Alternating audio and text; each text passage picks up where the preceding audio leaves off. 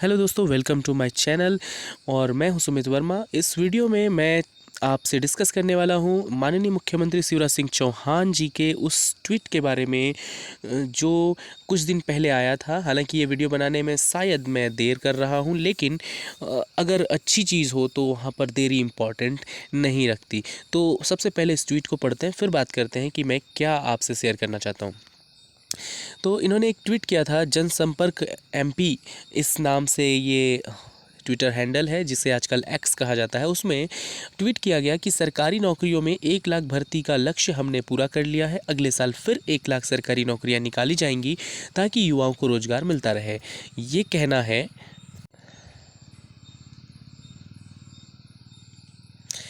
कहना है माननीय मुख्यमंत्री शिवराज सिंह चौहान जी का, जो कि खुद को प्रदेश के बच्चों के मामा और महिलाओं के भैया कहते हैं। नीचे कुछ और बातें लिखी गई हैं जो कहा गया है इनके द्वारा। तो कहते हैं कि हमने बड़े बड़े फैसले किए हैं जो हमारे बच्चों की ज़िंदगी बदल दे। ये बात अलग है कि उन्हीं फैसलों में से पटवारी भर्ती घोटाला, व्यापम घोटाला और प्रदेश की बिगड़ती शिक्षा व्यवस्था जैसी फैसले भी होने चाहिए। आज रोजगार दिवस है, मतलब रोजगार दिवस के दिन इन्होंने ये ट्वीट किया था। हमने सीखो कमाओ योजना बनाई है। अब वो आप लोग देखिए कि आपके आस पड़ोस में, आपके गांव में कितने लोगों ने इस सीखो कमाओ योजना का लाभ उठाया है।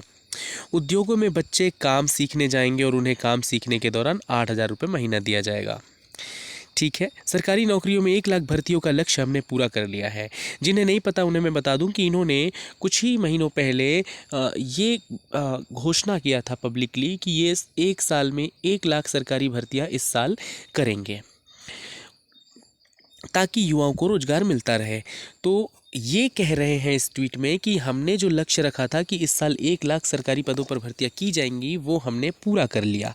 अब इस घोषणा में या इस ट्वीट में इनके इस दावे में कितनी सच्चाई है, ये दिखाने के लिए मैं आपको ईएसबी, जो कि इससे पहले पीबी हुआ करता था और उससे भी पहले व्यापम हुआ करता था, उसकी वेबसाइट पर लेकर चलता हूँ और सच्चाई दिखाता हूँ आपको कि ये कितना सच बोल रहे हैं और कितने धर्मात्मा इंसान हैं ये। तो फ्रेंड्स, हम आ गए हैं ईएसबी की वेबसाइट पर और आपको लेके चलता हूँ मैं। एग्ज़ाम शेड्यूल्स दिखाता हूँ आपको। एग्ज़ाम शेड्यूल्स पर हमने क्लिक किया और देखते हैं कि इस साल कौन कौन सी भर्ती परीक्षाएं इन्होंने कराई है। जिन्हें नहीं पता या फिर जिन्हें पता भी है तो मैं उन्हें बता दूं कि मध्य प्रदेश की सरकारी पदों पर मोस्टली जो भर्तियां होती हैं वो ईएसबी के माध्यम से होती हैं। एमपीपीएससी एक दूसरी संस्था है जिससे बहुत सारी सरकारी पदों पर भर्तियां होती हैं। इसके अलावा सभी पदों पर जो सरकारी भर्तियां होती हैं वो ईएसबी के माध्यम से होती हैं। तो यहाँ देखिए, आपको 2023 दिख जाएगा। इस साल मतलब 2023 सेलेक्टेड है, आप देख रहे होंगे यहाँ पर। और 2023 के यहाँ पर एग्ज़ाम्स की लिस्ट आपको दिखाई दे रही होगी। ये देखिए, ये एग्ज़ाम्स की लिस्ट है। हाँ, ये भी जान लें कि इस लिस्ट में भर्ती परीक्षाएं भी हैं और इसके अलावा जो एंट्रेंस एग्ज़ाम्स होते हैं वो भी हैं। तो मैं सिर्फ भर्ती परीक्षाओं के बारे में बात करता हूँ। सबसे पहली भर्ती परीक्षा जो हम देखेंगे वो ये देखिए, 12वें नंबर पर आपको दिख जाएगा high school teachers eligibility test.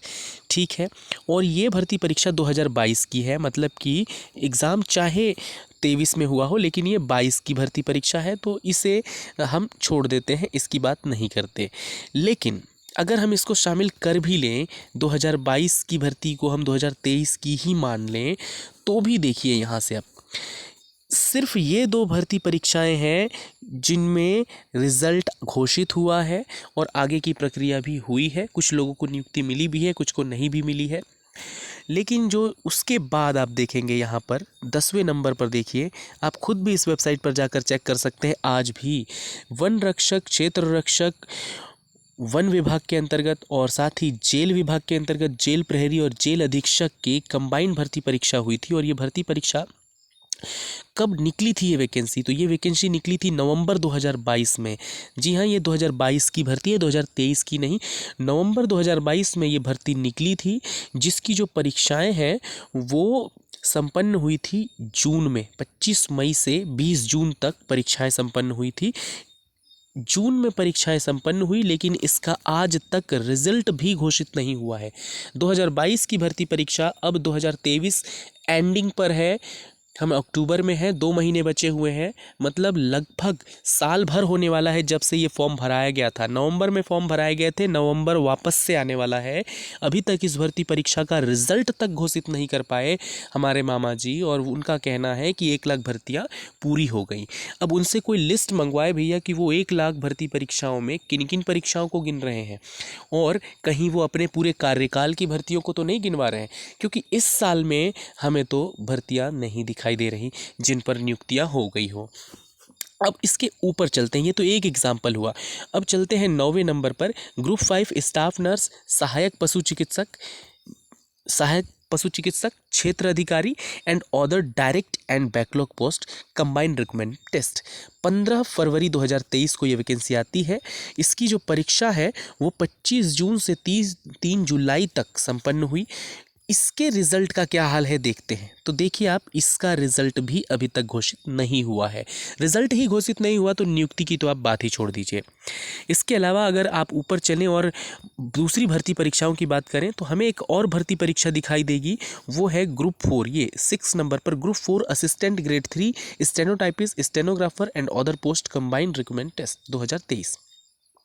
ये भर्ती परीक्षा जो कि 2022 की वैकेंसी है, ये भी देख लीजिए आप, दिसंबर 2022 में ये वैकेंसी आती है, जिसकी परीक्षा जुलाई में संपन्न होती है। 15, 16, 17, 18 जुलाई को, जुलाई में ये परीक्षा संपन्न होती है। परीक्षा में इतना लंबा गैप, ठीक है, कोई दिक्कत नहीं, परीक्षा हुई तो सही, लेकिन रिजल्ट इसका अभी तक घोषित नहीं है। जी हाँ, ये भी लगभग साल भर होने में आ रहा है, इसका रिजल्ट ही घोषित नहीं हुआ, जबकि इसमें टाइपिंग टेस्ट भी होने हैं, सेकंड स्टेज भी है, इसका डायरेक्ट नियुक्ति भी नहीं मिलने वाली।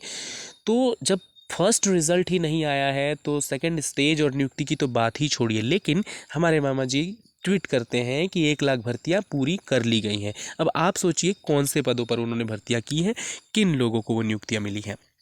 ये सिर्फ अभी एक इतना ही नहीं है, अभी आप ऊपर चलें तो हम आपको और दिखाएंगे। उप समूह 1 के अंतर्गत वरिष्ठ कृषि विकास अधिकारी, ये एक परीक्षा संपन्न हुई कृषि विकास अधिकारी से संबंधित। इसका रिजल्ट भी अभी तक आप देखेंगे कि यहाँ पर पेंडिंग है, रिजल्ट ही नहीं आया है। तो रिजल्ट ही नहीं आया तो फिर नियुक्तियों की तो आप बात ही छोड़ दें। इसके अलावा अब और ऊपर चलिए, आपको अभी तक मैंने 4 भर्ती परीक्षाएं ऑलरेडी बता दी जिसके रिजल्ट्स तक नहीं आए हुए हैं। इस साल यही भर्तियां हुई भी हैं, इसमें से तो 2 मैंने आपको बताया 2022 की हैं, जिन्हें हमने इस साल में ही शामिल कर लिया, मान लिया हमने कि वो इस साल की ही भर्तियां हैं। उसके बावजूद अभी भी चारों मैंने दिखाया आपको कि उसके रिजल्ट्स नहीं आए हैं। ये देखिए, एनिमल हस्बेंड्री एक है, एनिमल हस्बेंड्री वाला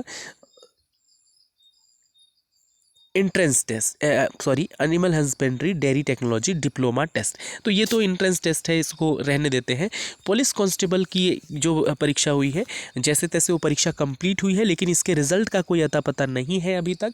और जैसा कि आप लोगों को पता है कि चुनाव नज़दीक है और आचार संहिता लगने वाली है। और सबसे बड़ा मुद्दा एक, जिसके बारे में मैं स्पेशली आपको बताना चाहूँगा, जो इस लिस्ट में आपको दिखाई नहीं दे रहा है, जो इस लिस्ट में से आपको हटा दिया गया है, लेकिन मैं आपको बता दूं कि एक परीक्षा हुई थी पटवारी की जो बहुत चर्चा में थी, आपने सुना होगा।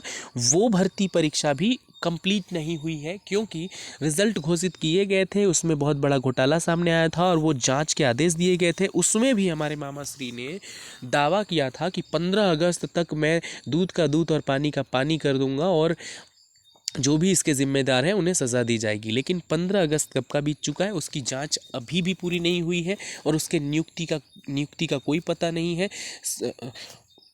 क्या हुआ उस जांच का, कब तक होगा, क्या न्याय मिलेगा नहीं मिलेगा, इसका कोई अता पता नहीं है। दोबारा हमारे मामा जी ने उस चीज़ का जिक्र तक कहीं पर नहीं किया। अब तो वो हमें इस लिस्ट में दिखाई भी नहीं दे रहा है। तो ये मैंने आपको सबसे पहले उनका एक ट्वीट दिखाया जिनमें हमारे मामा जी दावा करते हैं कि इस साल 1 लाख पदों पर भर्तियां कर ली गई हैं। और दूसरा मैंने आपको वेबसाइट पर जाकर रिकॉर्ड दिखाया कि अभी तक इस साल कितनी भर्ती परीक्षाएं हुई है। आप दूसरे ऑप्शंस में आकर मैं आपको दिखाता हूँ एंट्रेंस टेस्ट कौन कौन से लिए गए। यहाँ पर आपको लिस्ट वाइज दिख जाएगा। ये देखिए, यहाँ पर आपको दिखेगा, ये ग्रुप 2 सब ग्रुप 4 के अंतर्गत परीक्षा हुई थी पटवारी की, जिसके रिज़ल्ट को तो जारी किया गया था, लेकिन वो रिज़ल्ट शक के दायरे में है और जांच किया जा रहा है। तो अभी तक 1 लाख भर्तियों का दावा कर रहे सीएम, हो सकता है कि उन्होंने इस 1 लाख में सीखो कमाओ योजना के बच्चों को भी शामिल किया हो, लेकिन उसके बावजूद मुझे नहीं लगता कि ये दावा कहीं से भी सही है कि 1 लाख पदों पर भर्तियां पूरी कर ली गई, क्योंकि भर्ती पूरी कर लेने का मतलब होना चाहिए कि लोगों को नियुक्ति मिल गई और वो लोग काम करने लगे हैं। तो लेकिन ऐसा कुछ भी नहीं हुआ है। और मोस्टली सरकारी पदों पर भर्तियां आप किन्हें कहेंगे? सीखो कमाओ योजना को आप सरकारी भर्ती पदों पर भर्तियां तो नहीं कहेंगे। तो फिर 1 लाख पद कौन से हैं जिन पर आपने भर्तियां कर ली? 4 परीक्षाएं तो मैंने आपको यूं ही दिखा दिया, और एक पटवारी का शामिल कर लीजिए, तो 5 परीक्षाएं तो ऐसी हैं, भर्ती परीक्षाएं जिनके रिजल्ट्स ही नहीं घोषित हुए हैं, या फिर घोषित हुए हैं तो वो फर्जीवाड़े के दायरे में हैं। तो फिर वो कौन से 1 लाख पद हैं जिन पर भर्ती का दावा इस साल कर रहे हैं हमारे मामा जी? और इस बात से अगर आप एक युवा हैं, शिक्षित हैं, तो आप समझ चुके होंगे कि कितने सच्चे इंसान हैं या कि कितने अच्छे इंसान हैं। सिर्फ और सिर्फ चुनाव जीतने का लालच है इनके मन में, जैसे तैसे शाम दाम दंड भेद इन्हें चुनाव जीतना है।